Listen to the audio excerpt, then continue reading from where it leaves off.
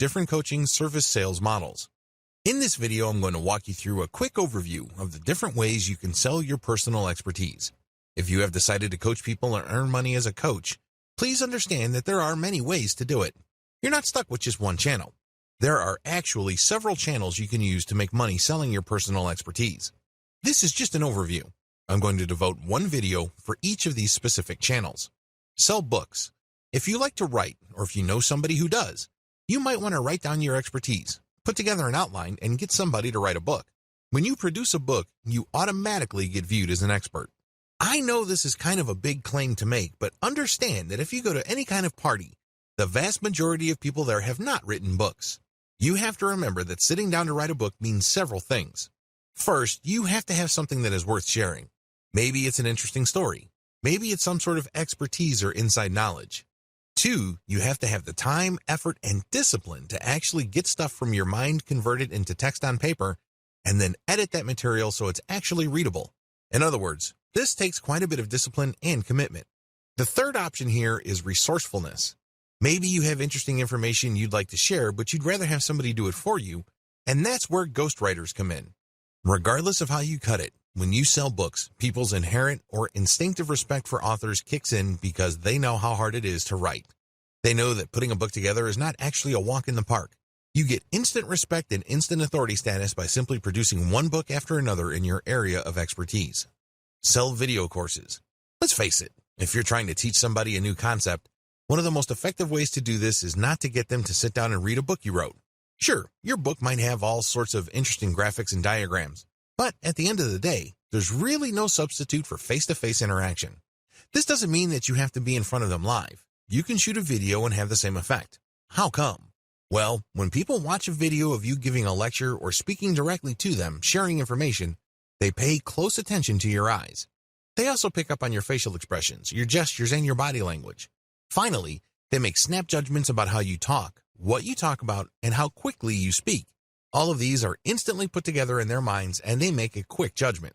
Either they feel comfortable and they think you are trustworthy enough to listen to and learn from, or they simply reject you at some level or other.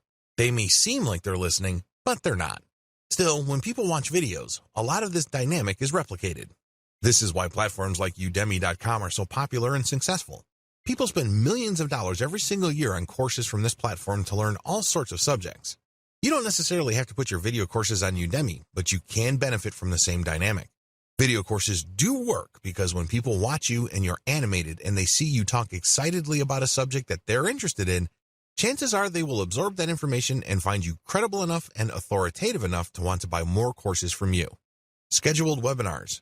Scheduled webinars are quite different from video courses. When you shoot a video course, there's really no time element.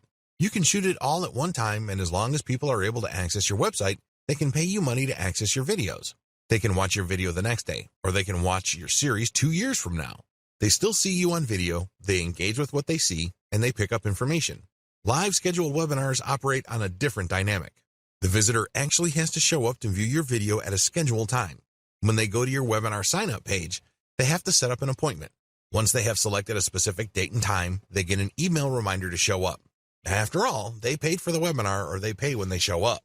A lot of coaches prefer this method because you work less. Unlike a video course where you basically have to shoot hours of footage covering a wide range of subjects because you are teaching people a fairly comprehensive set of information, scheduled webinars are actually more compact. Usually, they run no more than 2 hours. When you hold a seminar, you only focus on a fairly narrow range of topics. This saves you a tremendous amount of time. In terms of presentation, it also saves you quite a bit of resources when it comes to actual research. Still, scheduled webinars are actually recorded videos. So, these people that are signing up for a specific type of information are actually just setting up an appointment to watch a pre-recorded video on a fairly narrow topic. There is really no one-to-one interaction. There's definitely no interaction with the audience. People just sign up to watch the video at a specific date and a specific time. Live webinars. A live webinar is pretty self-explanatory. People show up at a specific time. They book that time and they pay for it. You show up and you speak relatively briefly about a pre-scheduled set of topics. After that, it's a free-for-all. The people who show up in front of their computers to see you on webcam can then turn on their cameras and you can see them asking you all sorts of questions.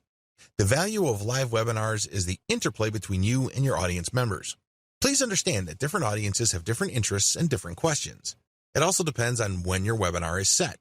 If you're setting it at a specific time of the year where people are concerned about giving gifts or planning vacations, those are probably the kinds of questions you will get.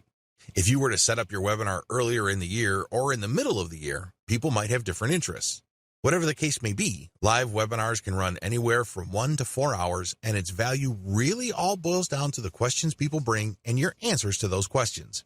There's also a tremendous amount of call and response between you and your audience members. They send you signals, you send them signals.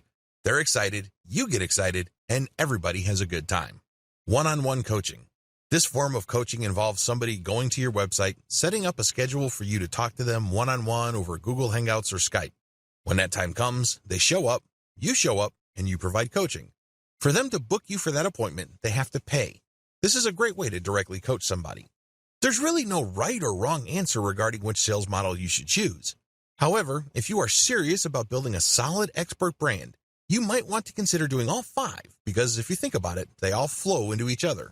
The more people are exposed to your books, the more famous and credible your author brand becomes. This increases the likelihood that people will sign up for more video courses. If people like your video courses, they may like it so much they would sign up for live webinars, one-on-one coaching, as well as scheduled webinars. These different channels actually reinforce you to them. They don't necessarily cancel each other out.